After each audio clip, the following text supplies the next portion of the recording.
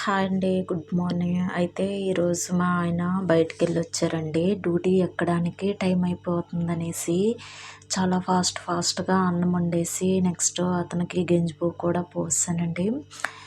ఈలోగా బాబు స్నానం చేసి వచ్చేసారు. ఇంకా రెడీ అవ్వడానికి చాలా ఫాస్ట్‌గా రెడీ అయిపోతున్నారు. ఏదైతే అని లాస్ట్‌కి రెడీ అయిపోయారు. ఇంకా రెడీ అయిపోయిన తర్వాత మనం ఫస్ట్ ఆఫ్ ఆల్ చేయాల్సింది ఏంటండి, దేవుడికెళ్ళి కాస్త ఒత్తి వెలిగించడం.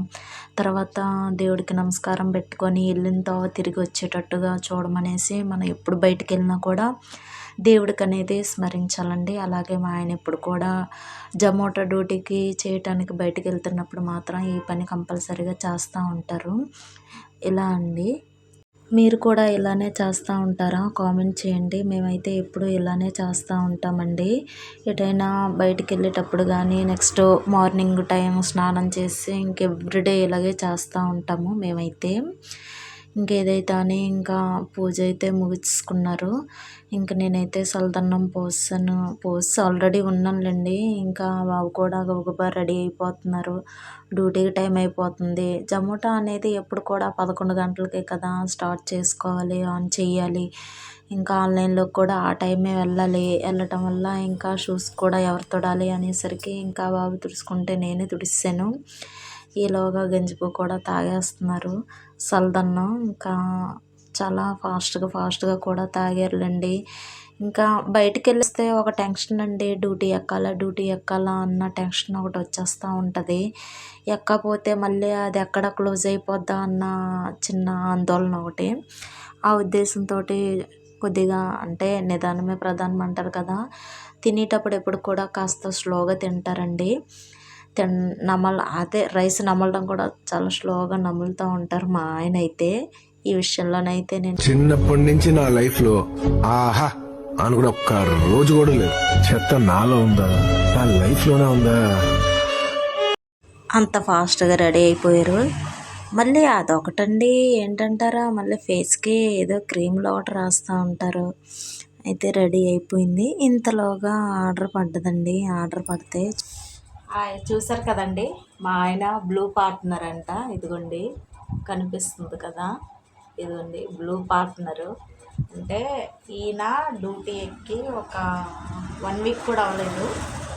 కానీ ఈయన పాకెట్ అయితే ఇదిగోండి అక్షరాల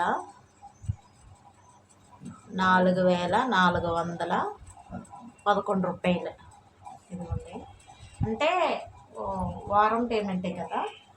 వారం పేమెంట్ అయితే ఈ వారానికి ఈ ఆదివారం ఇలా చేస్తే చెప్పలేము ఎలా వస్తుంది అన్నది. సండే కదా, కాస్త క్రౌడ్ ఎక్కువ ఉంటుంది.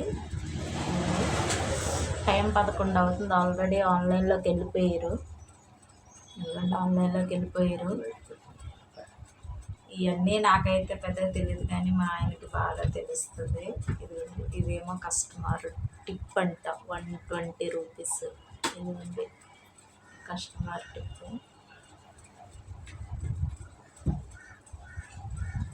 23వ తారీఖు నుంచి ఫిబ్రవరి 23 నుంచి ఈ రోజుకి 1వ తారీఖుకి ఇది ఆర్డర్ పడ్డది. చూసారు కదా. ఈ అమ్మ సైలెంట్లో ఉందా జీ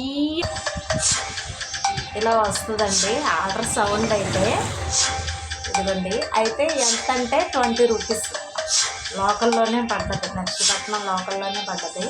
ఇప్పుడు నేను దీన్ని ఏం చేస్తానంటే క్లిక్ చేస్తాను. ఓకే, ఇదండి అక్షరాల. ఇప్పుడు దీన్ని ఇది ఇలా వచ్చే వరకు మళ్ళీ చేస్తారు. ఇదండి అయిపోయింది. ఇప్పుడు ఆర్డర్ ఎక్కడన్నది చూపించేస్తుంది. రాజేష్ ఫ్యామిలీ రెస్టారెంట్ అంట, నర్సీపట్నం. ఇప్పుడు రీచ్డ్ పికప్ అంటే ఇది కూడా ఇలా ఓకే చేస్తే మనం వెళ్ళిపోయినట్టు అంట లెక్క. కానీ రీచ్డ్ పికప్ నొక్కకూడదు, ఎందుకంటే ఒకవేళ లాంగ్లో ఉండొచ్చు, జర్నీలో ఉండొచ్చు, చెప్పలేం కదా. అక్కడికి వెళ్ళిన తర్వాత రీచ్డ్ పికప్ అయితే రెస్టారెంట్కి వెళ్ళిన తర్వాత రీచ్డ్ పికప్ కొట్టాలంట. కొడత తీసుకున్నా అది అయితే తీసుకోదంట. చూసారు కదండి, ఇదిగో కొట్టినా టు కస్టమర్ లొకేషన్ ఇలా వస్తుంది. రెస్టారెంట్ లొకేషన్ ఇలా వస్తుంది.